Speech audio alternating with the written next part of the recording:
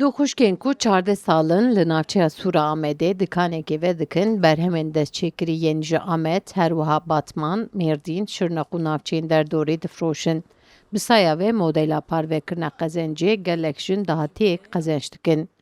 26-27 سال بري ما بريار دا التاك بدني التاك بدني ام بيلك ام هبون 10-11 حبة ام هبون ما آلي شي تشي ذكر ما بري داد كانجيا صورة ويراج مرة ميقرو قريدي ام قاتل مشبون ميقرو قريدي جمر ويري فكر ام يجا داوي كي لوي دري ما دفروت ما لوي خلكي تاني ما دفروت يواش يواش يجا ما خل ناسكر ما ناسكر وبيفا ام جور در كتم بيفا ام يجا هاتم راع شيفتشيا ما فكر الورد ده دولتي درخستن ام هاتن عشيفتشيا ام هاتن عشيفتشيا العشيفتشيا مثلا ما ملاد ناسكر هر کس جا تانی ما دفروت ام جی کارا خور رادیلی مثلا پرچه مزن 5 میلیون رادیلی پرچه هم 100 رادیلی پرچه هم 20 رادیلی پرچه هم 10 رادیلی 30 رادیلی اوانی هر کس خور چید کتینه ام جی دفروشن اوانی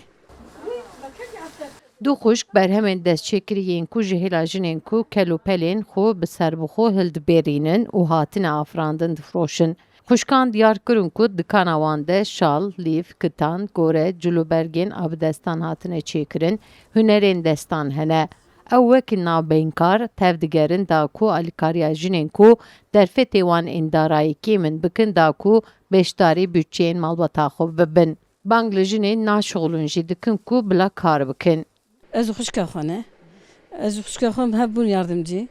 Me got em kar çi bikin em bibin destek ji êkê malê de kar nakin, mihtacin.